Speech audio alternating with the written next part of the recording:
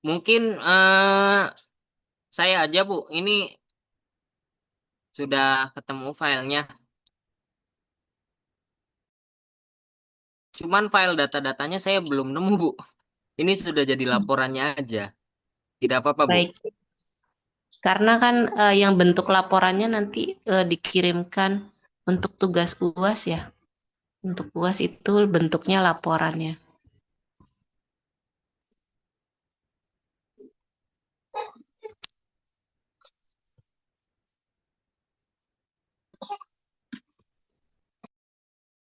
Sudah terlihat Ibu?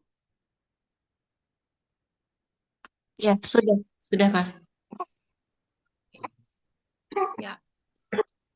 Bismillahirrahmanirrahim. Assalamualaikum warahmatullahi wabarakatuh. Mohon izin Ibu, Ibu dosen. Mohon izin teman-teman. Ini hasil penelitian saya ini sebetulnya lumayan ya, mengolah data. Ini kendala kendala saya itu kemarin di sortir data, cleaning data, karena saya memang seluruhnya menggunakan data primer ya, data primer, ya data primer. Jadi saya tidak mengirim apa namanya angket kepada teman-teman. Sebetulnya sudah mengirim, cuman data sudah lengkap, cuman kurang, ada yang kurang juga, banyak yang kurang ternyata, banyak dari murid saya nggak ngisi, ya mungkin karena keterbatasan. Curhat dulu nggak apa-apa ya, Bu? Iya, nggak apa-apa. Tapi ini kan 2 minggu yang lalu ya sudah dipresentasikan ya, Mas Dadan ya. Mas Manaf ya. Saya belum presentasi, Bu. Yang sudah Oh Mas belum. Padada nih. Oh iya, Iya, Pak Bu. Dadan ya. Ya. Ini saya yang kemarin kan saya disuruh presentasi ya, Bu. Cuman saya apa namanya? Belum siap karena datanya itu, Bu. Ternyata saya lihat-lihat kurang, banyak yang belum ngisi apa banyak responden yang belum mengisi angket begitu. Jadi akhirnya saya putuskan menggunakan data murni raport dan hasil laporan tingkat hafalan. Makanya jadi tadi juga saya cari-cari Bu data yang sudah saya cleaning begitu. Karena kan memang ada proses cleaning data ya Bu. Eh, jadi dibuatkan ke spreadsheet nanti antara rata hafalan dari dua angkatan ini gitu. Jadi ada angkatan kelas 10 dengan kelas 11 tahun ajaran 2024-2025 itu kita ambil saja nilai rata-rata dibuat spreadsheet itu jadi ada nama mahasiswa, ada nama siswa, terus nilai mereka, nilai hasil raport mereka dengan rata-rata total hafalan mereka disandingkan seperti itu Bu. Jadi cleaning datanya agak susah tuh Bu, karena kan harus seperti itu. Ya langsung saja lah kita mulai ya. Nah,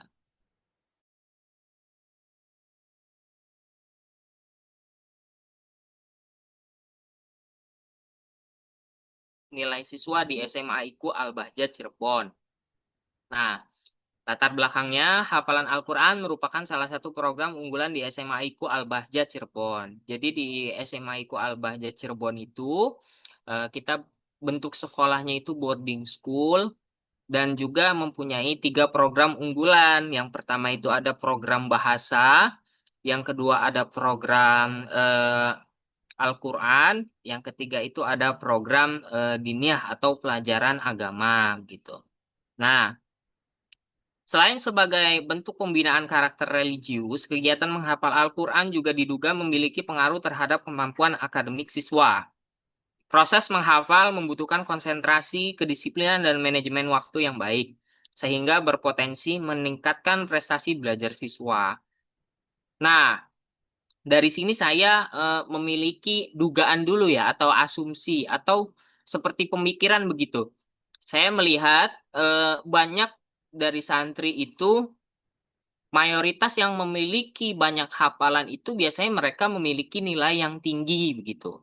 Terlepas dari eh, meskipun skupnya berbeda ya, atau fokusnya berbeda ya, menghafal Al-Quran ya kan tidak, sepertinya tidak mempengaruhi atau tidak linear dengan pelajaran-pelajaran umum seperti IPA, matematika, dan lain-lain begitu.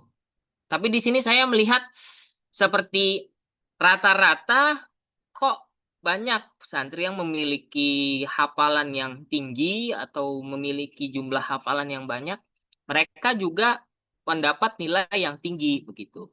Nah, namun belum diketahui secara pasti apakah tingkat hafalan Al-Quran memiliki pengaruh terhadap nilai akademik siswa. Oleh karena itu, penelitian ini dilakukan untuk mengetahui pengaruh tingkat hafalan Al-Quran terhadap nilai-nilai siswa di SMA IKU Al-Bahjah Cirebon. Rumusan masalah. Satu, apakah terdapat pengaruh tingkat hafalan Al-Quran terhadap nilai siswa di SMA IKU Al-Bahjah Cirebon? Dua, apakah siswa yang memiliki hafalan yang tinggi memiliki nilai yang tinggi juga di bidang akademik? Apakah siswa yang memiliki hafalan rendah juga memiliki nilai yang rendah dalam bidang akademik? Tujuannya untuk mengetahui tujuan penelitian ini untuk mengetahui pengaruh tingkat hafalan Al-Quran terhadap nilai siswa di SMA IKU Al-Bahjah Cirebon dan juga menyadarkan mereka akan pentingnya menghafal Al-Quran. Hipotesis di sini ada H0-nya, tidak terdapat pengaruh tingkat hafalan Al-Quran terhadap nilai siswa di SMA IKU Al-Bahjah Cirebon. H1-nya terdapat pengaruh tingkat hafalan Al-Quran terhadap nilai siswa di SMA IKU Al-Bahjah Cirebon. Populasi. Populasi dalam penelitian ini adalah seluruh siswa kelas 11 dan kelas 12. Oh, maaf, tadi saya salah berarti. Kelas 11 dan kelas 12 SMA IKU Al-Bahjah Cirebon yang berjumlah 178 orang. Sampel. Sampel penelitian diambil menggunakan teknik simple random sampling sebanyak 123 siswa SMA IKU Al-Bahjah Cirebon yang diperoleh berdasarkan perhitungan menggunakan rumus Slovin dengan tingkat kesalahan 5%. Data diambil dari nilai raport dan laporan hafalan yang dimiliki siswa di SMA IKU Al-Bahjah Cirebon. Variabel penelitian. Variabel dalam penelitian ini terdiri dari dua jenis, yaitu variabel bebas, independen, dan variabel terikat, dependent. Variabel bebas X dalam penelitian ini adalah tingkat hafalan Al-Quran, sedangkan variabel Y adalah nilai akademik siswa. Variabel bebas merupakan variabel yang memengaruhi, sedangkan variabel terikat merupakan variabel yang dipengaruhi. Definisi operasional variabel. Definisi operasional variabel bertujuan untuk memberikan batasan yang jelas terhadap variabel yang diteliti agar tidak terjadi kesalahpahaman dalam penafsiran. Variabel X, tingkat hafalan Al-Quran, adalah jumlah hafalan Al-Quran yang dimiliki oleh siswa kelas 10 dan 11 yang diukur berdasarkan jumlah juz atau halaman yang telah dihafal. Data ini diperoleh dari laporan atau catatan hafalan siswa yang dimiliki oleh guru-guru tahfiz kelas 10 dan 11 SMA IKU Al-Bahjah. Variabel Y, nilai akademik. Saya mengambilnya dari hasil belajar atau rata-rata dari seluruh mata pelajaran siswa di dalam satu semester.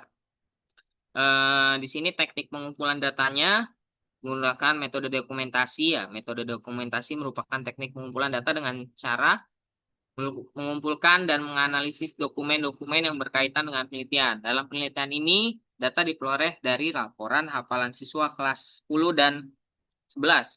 Berarti saya salah nih. Harusnya kelas 11-12 ini. Apa di atasnya kelebihan berarti? Apa? 10 dan 11.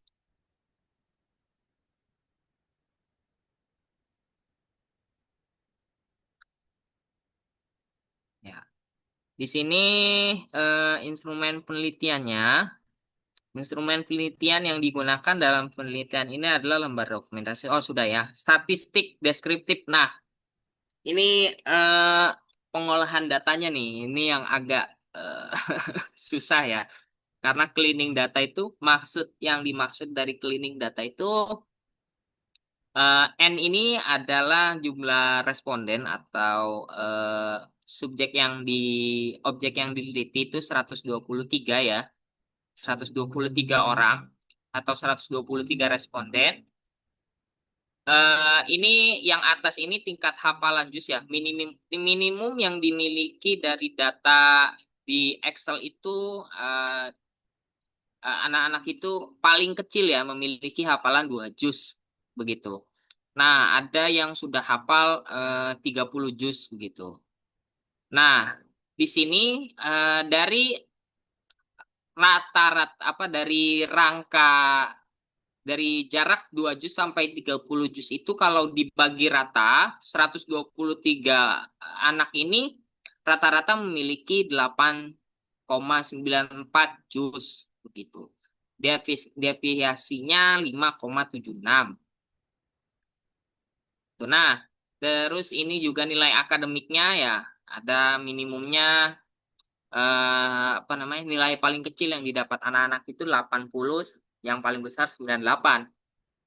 Nah, terus rata-ratanya kalau semua anak di 123 ini itu rata-ratanya mendapatkan 90 dengan deviasinya 3,92%. Nah, distribusi tingkat hafalan di sini ada saya membuat intervalnya ya atau kategorinya ya. Ada kategori yang rendah ini karena ini 30 juz ya. Jadi saya membaginya paling rendah itu 1 sampai 5 juz. Itu paling banyak ya di kelas 10 itu karena mereka baru pertama kali menghafal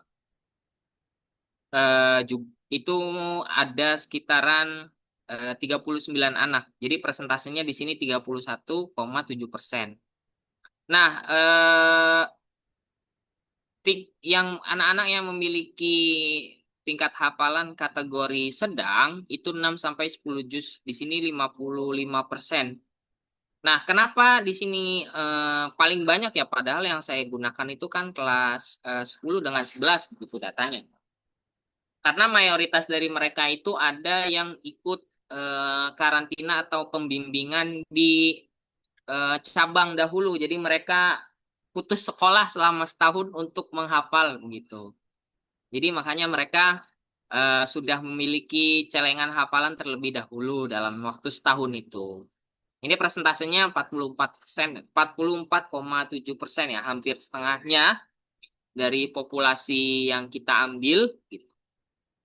Di sini yang paling tinggi itu 10 juz ke atas.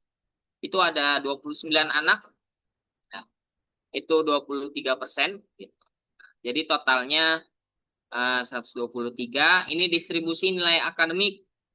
Jadi rata-rata nilai anak-anak itu yang di bawah 55, apa 85, itu ada 15%. Gitu. Ini kategori yang paling rendah. Presentasinya ada 12,2%. Terus ada kita buat kategori rendah, kategori sedang, itu rata-rata nilai mereka itu ada di kisaran 85 sampai 90.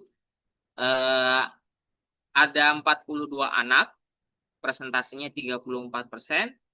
Nah, ini yang mendapat nilai tinggi ya. Eh, karena tadi sesuai, ini sudah mulai terlihat ya. Anak-anak yang memiliki hafalan tinggi apa dari kategori sedang ke tinggi itu sudah mulai terlihat ratanya di sini di atas 90 itu ada 66 anak gitu. Nah, ini di sini ada uji korelasi Pearson. Hafalan dengan akademik. Pearson correlation itu 0,612, signya 0,00. Berdasarkan hasil korelasi, Pearson diperoleh nilai korelasi sebesar 0,612 dengan signifikansi 00,00 0,005. Hal ini menunjukkan bahwa terdapat hubungan positif dan signifikan antara tingkat hafalan Al-Quran dengan nilai akademik siswa. R-nya itu 0,612, R square-nya 0,7375. Tingkat hafalan Al-Quran, di sini dari analisis ini kita bisa interpretasi ya, atau artikan tingkat hafalan Al-Quran memiliki kontribusi sebesar 37,5% terhadap nilai akademik siswa, sedangkan 62,5 dipengaruhi oleh faktor lain di luar ya. Persamaan regresi konstanta ini B ada 84,561, signya 0, signifikansinya 00, hafalan 0,76, signifikasinya 00. Jadi 84, Y itu sama dengan, di sini udah masuk SPSS-nya ya. Y itu sama dengan 84,561 ditambah 0,706X. Jadi Y sama dengan X gitu. Dapat disimpulkan bahwa setiap peningkatan satu juz hafalan Al-Quran diperkirakan meningkatkan nilai akademik 0,706 poin. Pembahasan hasil penelitian menunjukkan bahwa tingkat hafalan Al-Quran memiliki pengaruh positif dan signifikan terhadap nilai akademik siswa di SMA IQ Al-Bahjah Cirebon. Berdasarkan hasil uji korelasi diperoleh nilai Pearson correlation sebesar 0,638 dengan tingkat signifikasi 0,000. Hal ini menunjukkan bahwa semakin tinggi tingkat hafalan Al-Quran yang dimiliki siswa, maka semakin cenderung pula tinggi nilai akademiknya. Hasil penelitian ini mendukung teori yang menyatakan bahwa aktivitas menghafal Al-Quran mampu meningkatkan kemampuan konsentrasi, daya ingat, kedisiplinan, serta pengendalian diri dalam belajar. Kemampuan tersebut menjadi faktor yang mendukung keberhasilan siswa dalam mencapai prestasi akademik yang lebih baik. Temuan penelitian ini juga sejalan dengan beberapa penelitian terdahulu yang menyatakan bahwa siswa penghafal Al-Quran cenderung memiliki prestasi belajar yang lebih tinggi dibandingkan siswa dengan hafalan yang lebih rendah. Kesimpulan, berdasarkan hasil penelitian mengenai pengaruh tingkat hafalan Al-Quran terhadap nilai akademik siswa SMA IQ Al-Bahjah Cirebon dengan jumlah sampel sebanyak 123 dapat disimpulkan bahwa 1. Tingkat hafalan Al-Quran siswa Al-Bahjah Cirebon berada pada kategori sedang dengan rata-rata hafalan 8,94 juz. Jadi rata-ratanya hampir 9 juz ya yang dimiliki semua siswa SMA IQ Al-Bahjah. Terus nilai akademik mahasiswa itu berada di kategori baik, rata-rata 90 gitu. 90,87. Kalau semuanya terdapat pengaruh positif dan signifikan antara tingkat hafalan Al-Quran terhadap nilai akademik siswa SMA IQ Al-Bahjah Cirebon. Hal ini ditunjukkan oleh nilai koefisien korelasi sebesar 0,612 dengan tingkat signifikansi 0,00, buka kurva 0,05. Tingkat hafalan Al-Quran memberikan kontribusi sebesar 37,5% terhadap nilai akademik siswa. Sedangkan 6,2,5% dipengaruhi oleh faktor lain di luar ya. Saran, pihak sekolah diharapkan terus meningkatkan kualitas program tahfiz Al-Quran karena berdasarkan hasil penelitian terbukti memberikan pengaruh positif terhadap prestasi akademik siswa. Siswa diharapkan lebih meningkatkan semangat dalam menghafal dan menjaga hafalan Al-Quran agar memperoleh manfaat baik dalam aspek akademik maupun pembentukan karakter. Peneliti selanjutnya diharapkan dapat meneliti faktor-faktor lain yang mengaruhi prestasi akademik siswa seperti motivasi belajar, lingkungan, keluarga, dan belajar. Baik, sekian presentasi dari saya. Ini saya juga masih cari-cari data yang sudah di cleaning. Ya, terima kasih Mas Manap. saya mau mengomentari ya.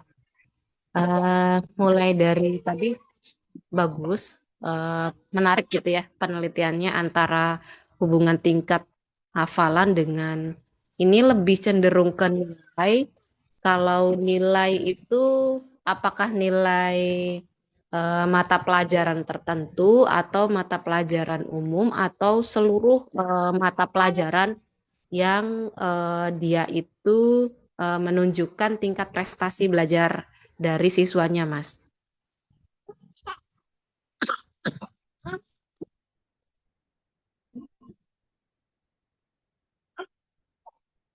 Apakah nilainya nilai-nilai mata pelajaran tertentu saja atau seluruh nilai mata pelajaran?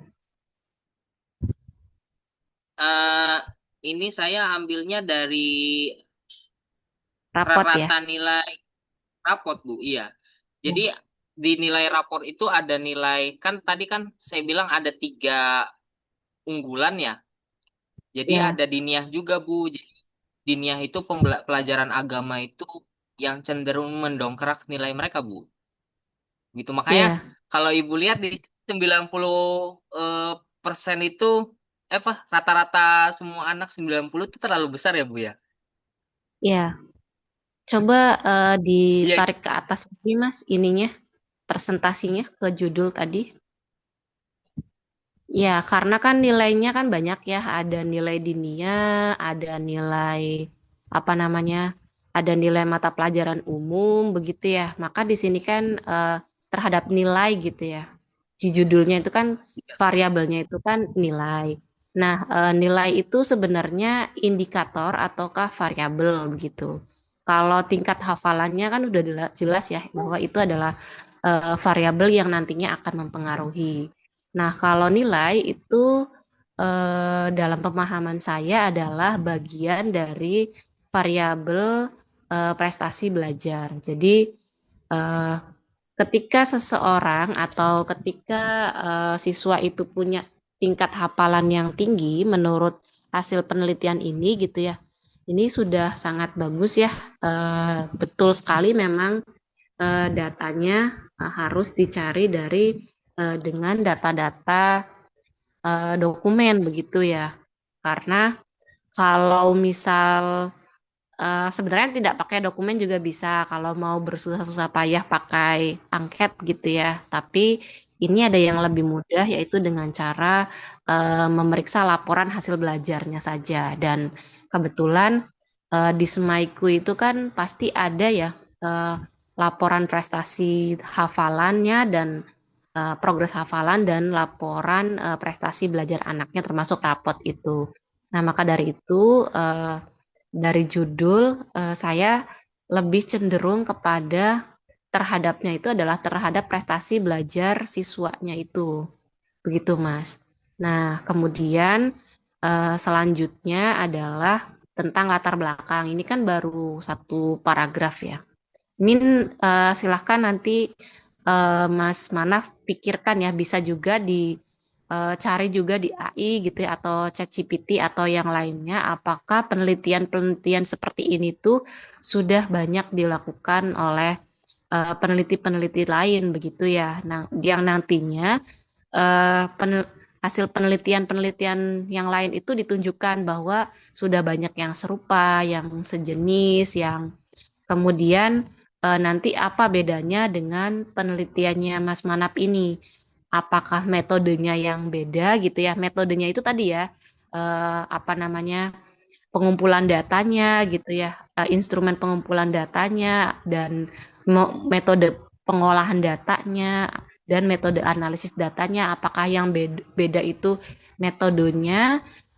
Apakah pendekatannya gitu yang beda? Karena di sini Mas Manaf juga belum memasukkan eh, pendekatan atau pisau analisisnya. Jadi ini tuh belum memasukkan teori untuk menganalisis hafalan dan juga prestasi itu tadi gitu ya. Jadi ini kalau silahkan kalau diterima berarti nilai hafal nilai itu nanti diganti dengan prestasi. Dan selanjutnya hafalan dan prestasi belajar itu nanti diturunkan ke teori gitu ya. Yang nantinya sebenarnya rujukannya adalah ke eh, definisi operasional tadi. Nah, definisi operasional tadi sudah tepat begitu ya.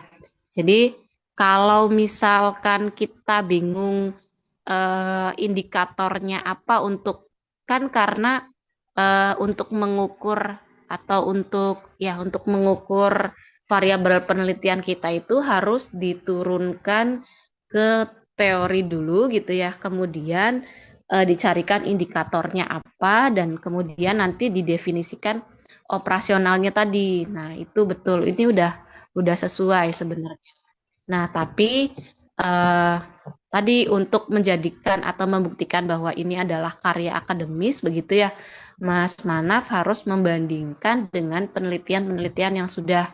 Silahkan bisa cari di Google Scholar, di ChatGPT atau di AI gitu ya, atau di Gemini gitu. Silahkan dicari penelitian-penelitian yang serupa dan nanti dibandingkan begitu. Apa bedanya penelitian yang dilakukan oleh Mas Panap dengan penelitian-penelitian yang sudah begitu dan dicarikan gapnya serta kebaruannya apa yang paling baru dari penelitiannya Mas Manap ini begitu. Nah,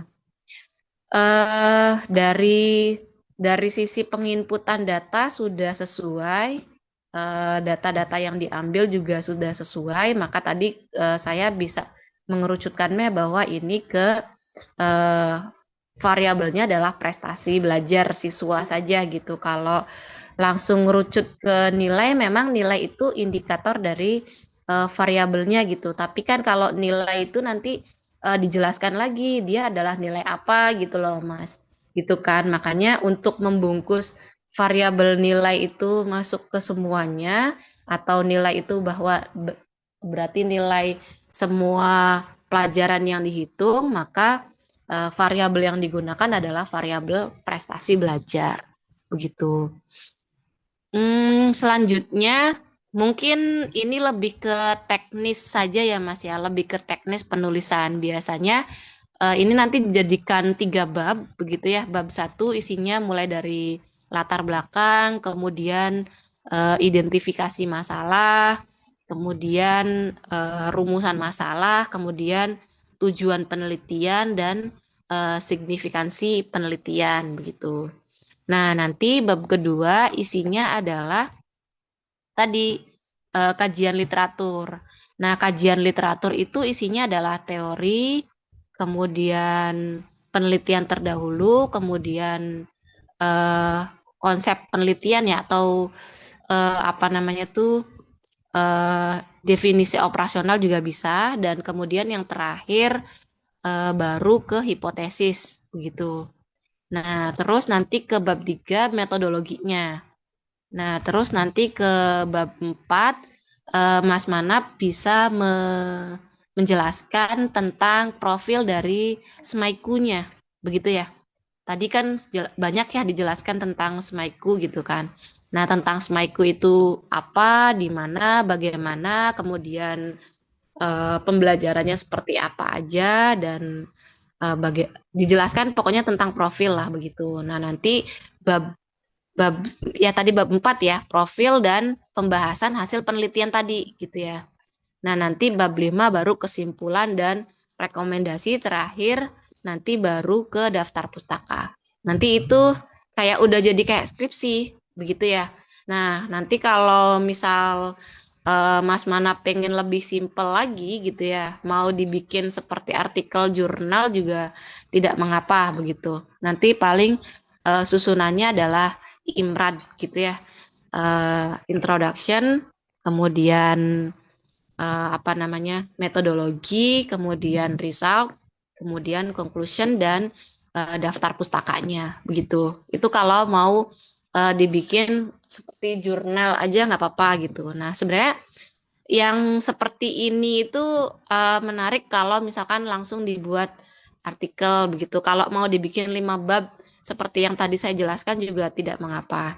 Seperti itu. Tapi ya tadi harus jelas gitu ya apa namanya sumber-sumber rujukannya, itu penelitian terdahulunya apa aja, membuktikan bahwa penelitian ini benar-benar dilakukan dan kemudian penelitian ini tidak bersifat mengulang atau ya tidak bersifat mengulang atau dia itu meniru, tapi kalaupun mengulang dan meniru dari penelitian yang sudah itu harus ditunjukkan nilai kebaruannya apa, karena dalam penelitian itu kita harus menunjukkan nilai kebaruan.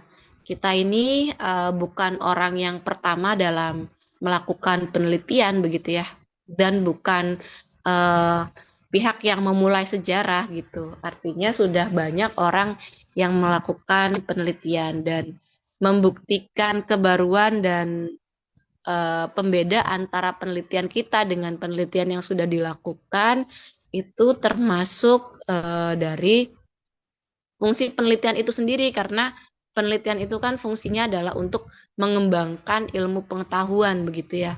Kalau misal berputar pada penelitian-penelitian serupa itu penelitian kita, apa namanya pengetahuan berarti tidak berkembang. Tapi ini menarik, saya rasa meskipun apa namanya nanti sudah ada yang meneliti dan lain sebagainya juga eh, mungkin nanti ada beda di variabel apa namanya di subjeknya begitu, objeknya begitu ya, dan kemudian apa namanya pisau analisisnya, metodenya begitu pasti ada unsur bedanya begitu. Begitu Mas Manap, ada yang mau disampaikan dulu?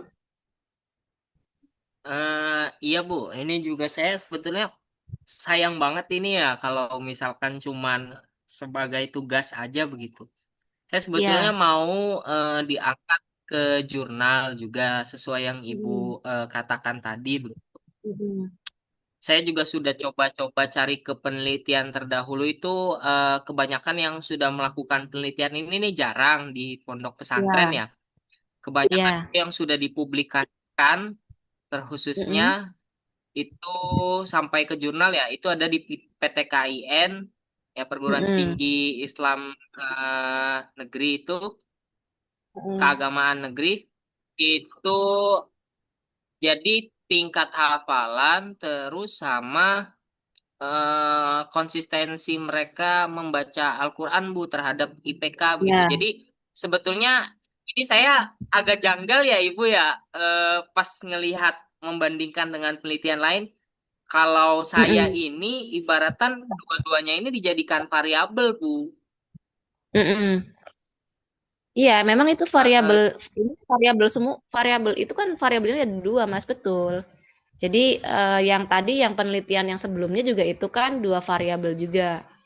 Tingkat konsentrasi atau tingkat hafalan terhadap konsentrasi belajar dan IPK gitu ya, kenaikan IPK gitu. Nah, itu kan sebenarnya definisinya variabelnya satu sebenarnya variabel prestasi itu sebenarnya. Nah, prestasi di sini kan sebenarnya banyak gitu ya. Ada prestasi akademik, ada prestasi non akademik begitu. Nah, nanti tinggal yang dilihat oleh Mas Manap ini adalah prestasi akademiknya begitu. Nah, prestasi akademik itu dilihat indikatornya adalah nilai raport begitu. Nah, termasuk penelitian yang tadi sudah dijelaskan dari PT KIN juga itu eh, indikatornya untuk menilai prestasinya itu adalah nilai nilai IPK begitu. Itu seperti itu. Kalau mau dibuatkan jurnal ini menarik, silahkan nanti latar belakangnya dibanyakin gitu ya Mas. Kalau di jurnal itu kan latar belakang itu ya 4 sampai 5 paragraf kayak gitu ya. 5 6 kayak gitu. Nah, terus nanti mungkin rumusan masalah itu bisa jadi nggak ada, tujuan juga nanti nggak ada begitu ya. Nanti akan masuknya ke abstrak begitu ya. Tujuan penelitian itu nanti akan masuknya ke abstrak, kemudian nanti langsung ke metodologi, metodologi juga diringkas begitu. Dan kemudian nanti langsung ke result. Result itu ya pembahasan hasil penelitian dan pembahasannya. Nah, nanti itu tabel-tabel yang tadi dibikin Itu nanti dimasukkan sebagai hasil penelitian dan nanti resultnya itu konklusi apa namanya pembahasannya itu seperti apa begitu. Gitu seperti yang tadi dinarasikan sama eh, Mas Manap itu kan belum belum dinarasikan di bawah tabel-tabel itu. Nah, tabel-tabel itu kan dijejer tuh. Nah, itu seharusnya kan setiap tabel itu dinarasikan bahwa itu tuh sedang membunyikan apa, kemudian dilihat dari apa namanya dari apa gitu ya, diukurnya dari apa, kemudian apa namanya dia hasilnya seperti apa begitu. Nah, itu gitu. eh jadi memang kalau mau dicoba gitu ya, ya nanti mungkin setelah UAS lah kalau ada senggang-senggang begitu, ini ya sayang juga sih Mas kalau misalkan tidak dijadikan atau tidak dijadikan bahan belajar untuk membuat artikel karya ilmiah begitu ya. Iya, Bu. Ini juga maksudnya saya kan juga terlalu umum ya, Bu. Jadi nilai rata begitu ya yang saya ambil begitu. Mm. Jadi kalau saya lihat dengan rata siswa yang mayoritas dibagi semua itu dapatnya ini, Bu, 90,87 Mm-mm. ini kan terlalu besar ya, Bu. Kayak Iya, janggal betul. seperti itu. Mm-mm. Itu saya lihat kalau di data spreadsheet spreadsheet ya Bu, itu nilai diniah Mm-mm. memang yang mendongkrak Ibu. Kalau misal Mm-mm. terus juga kalau ke nilai akademik memang sepertinya nggak terlalu nyambung ya. Kalau misalkan Mm-mm. saya persempit lagi indikatornya gitu, Ya, indikator prestasi pasti itu dunia. ya nilai Mm-mm. diniah seperti itu Bu. Iya, Itu mungkin lebih iya nyambung boleh. ya Bu. Iya, boleh. Kalau yang namanya penelitian kuantitatif itu sebenarnya suka-suka peneliti ya, Mas. Mau mengukur yang mana gitu. Yang penting itu realistis bisa diukur begitu. Jadi jangan abstrak, abstrak banget begitu. Pokoknya sudah mengkerucut, kemudian dia bisa dihitung, bisa diukur, ya itu boleh gitu.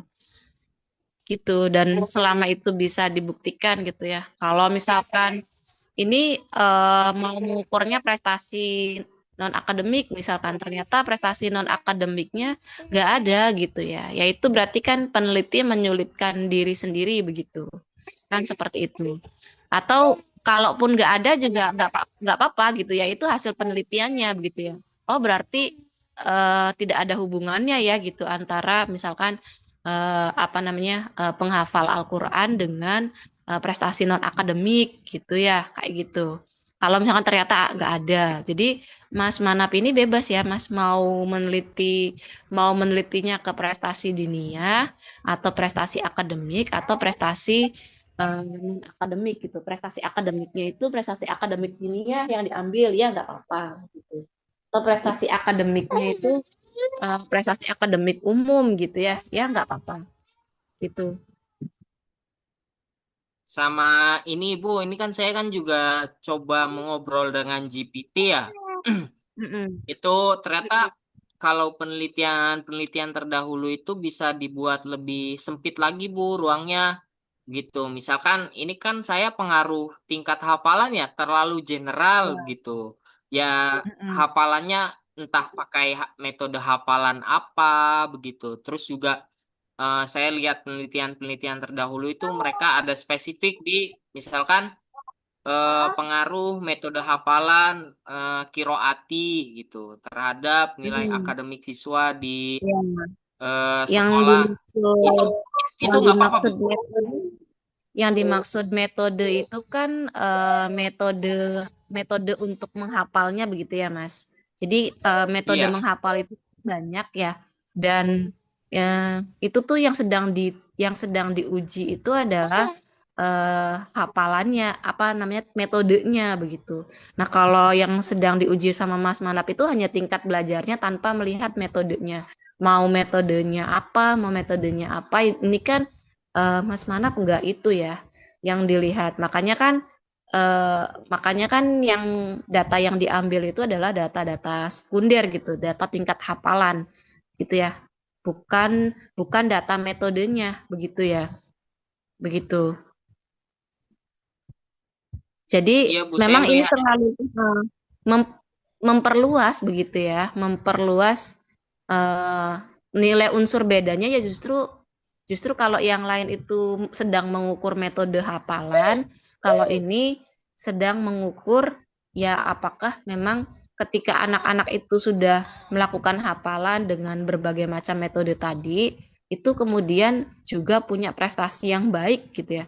Ketika hafalannya baik, maka kemudian apakah mereka juga punya prestasi yang baik di apa namanya pendidikan yang lainnya begitu, entah di apa namanya prestasi akademik atau non akademik begitu. Se Iya Bu. kalaupun kalaupun mau niru ya seharusnya kan tidak tidak boleh plek sama gitu ya. Kalau penelitian terdahulu kan menilai atau mengukur metode metode hafalan begitu ya. Berarti kalau ini berarti kan unsur pembedanya adalah mengukur tingkat hafalannya. Kalau tingkat hafalan itu kan berarti rating hafalannya itu tertinggi dan terendah begitu ya. Seperti itu. Berarti sebetulnya kalau untuk masuk ke jurnal lebih bagus seperti ini ya Bu, maksudnya umum begitu Bu. Karena Iya. karena tadi kan saya sempat jelaskan ini kan kenapa banyak yang mempunyai hafalan 6 sampai 10 juz gitu di kelas 10 dengan kelas 11 kan saya tadi menjelaskan ya Bu. Ini sebanyak Mm-mm. hampir mau setengah dari populasi begitu. Iya, iya, Nah, betul. saya jelaskan mereka jadi ada setahun itu khusus menghafal aja begitu. Putus Mm-mm. sekolah. Mungkin itu mungkin letak perbedaannya bisa dimasukkan juga ya bisa dijelaskan ya Bu ya. Iya, Di sini betul. ya. Betul. Bisa minta Baik-baik tolong Ibu. juga ke ChatGPT atau yang lainnya gitu ya, bahwa gapnya gapnya dari penelitian-penelitian yang terdahulu tuh apa yang kosong gitu kan. Sehingga apakah dari hasil penelitiannya Mas Manap ini apa namanya ada yang bisa disisipkan begitu bahwa oh ini kebaruannya berarti ini loh temuan saya dan terbaru begitu. Itu nanti baru bisa dieksekusi. Dan nanti penelitian-penelitian terdahulu itu nanti jangan lupa dimasukkan gitu ya, Mas. Entah dimasukkannya biasanya ya kalau di jurnal itu dia nanti bisa dibandingkannya di bagian tinsel atau di eh, latar belakang begitu. Begitu. Bagaimana tergantung penyajian atau kreativitas menulisnya. Nanti juga kalau Baik Ibu. misalkan sudah jadi, kemudian disubmit ke jurnal mana begitu ya. Nanti pasti ada koreksi-koreksinya begitu, Mas. Ada arahan dari editornya begitu. Baik Ibu, terima kasih Ibu. Ya, ya, Dan sama-sama Mas Manap. Semangat. Teman-teman yang lain apakah ada yang mau presentasi?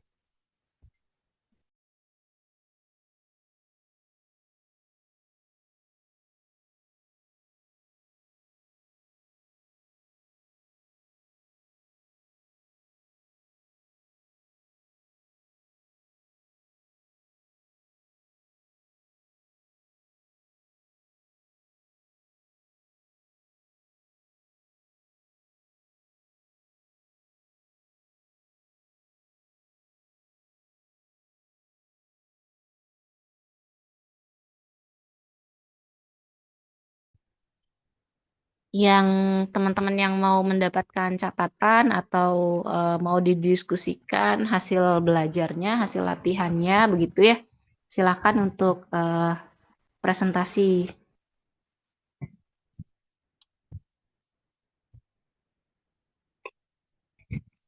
Kemarin yang sudah tuh Pak Dadan ya, kemudian siapa lagi? Mas Fadlan ya.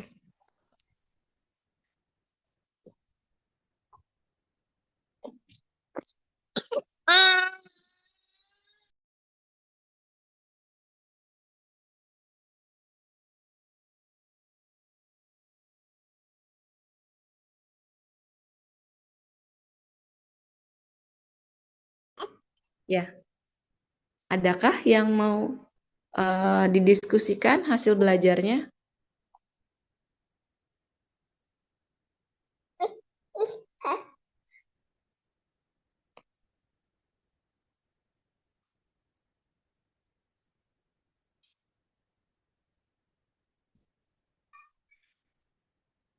Ibu Misria, barangkali Bu.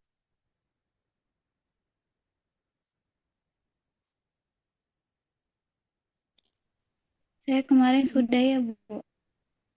Ibu Belum. Misria sudah. Yang Belum. belum siapa? Saya Belum. tidak sudah ya, Bu, kemarin. Saya yang belum.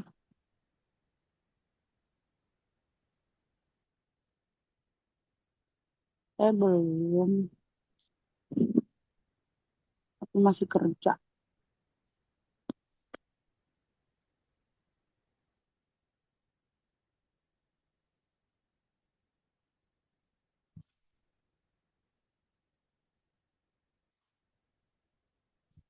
Mbak Aini, apa mau berdiskusi, mau presentasi dan mau mendapatkan komentar? Sudah, Ibu, awal presentasi sudah pas kemarin, minggu kemarin. Presentasi ini apa namanya? Presentasi hasil latihannya? Iya, sudah.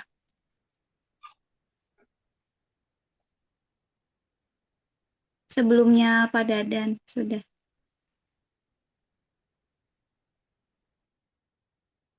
Oke, yang belum siapa?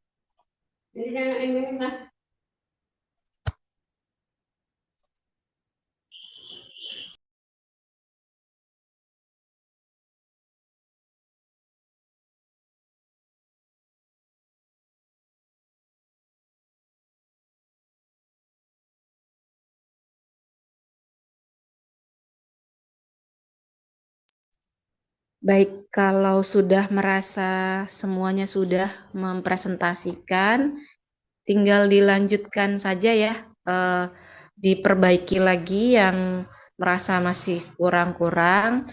Nanti hasil dari latihan teman-teman ini akan dikumpulkan di drive asal lagi untuk mendapatkan nilai UAS ya. Indikator penilaian UAS saya itu dari latihan-latihan yang sudah dikirimkan ke apa namanya drive yang ini jadi hasil penelitian begitu ya, seperti yang dilakukan oleh Mas apa namanya yang dilakukan oleh Mas Dadan, Mas Manap gitu ya. Kemudian Mbak Aini dan Ibu Misriah, silahkan nanti yang merasa masih kurang seperti saat tadi saya kasih catatan ke Mas Manap yang kira-kira oh sama nih gitu ya. Begitu silahkan langsung diperbaiki. Jadi pas pelaksanaan UAS itu nanti tinggal mengumpulkan saja. Baik, jika teman-teman merasa sudah presentasi semua, mudah-mudahan selama satu semester ini mendapatkan hikmah ya, pembelajaran yang berarti walaupun sedikit, tetapi metodologi ini adalah salah satu mata kuliah atau memang dia itu adalah yang paling dibutuhkan gitu ya dalam setiap aktivitas akademik kita. Nah, oleh karenanya walaupun tidak belajar di dalam kelas seperti ini, kelas formal, saya yakin teman-teman secara mandiri itu sudah mampu belajar di lingkungan masing-masing begitu ya, entah dengan sesama teman, di lingkaran komunitas, atau bahkan sepertinya sudah menjadi fasilitator-fasilitator untuk penelitian dan lain sebagainya begitu, sehingga presentasi dan diskusi kita selama satu semester ini memperkaya pengetahuan kita, kemudian memperkaya pemahaman kita dan juga memperkaya perspektif gitu ya, sudut pandang kita sehingga metodologi kita itu semakin kaya dan aktivitas akademik kita juga semakin meningkat. Baik, kalau begitu saya cukupkan pertemuan pada hari ini. Kurang lebihnya mohon maaf. Terima kasih kepada teman-teman yang sudah presentasi. Mudah-mudahan selalu diberikan kesehatan dan tetap semangat untuk kita semua belajar. Saya cukupkan. Assalamualaikum warahmatullahi wabarakatuh.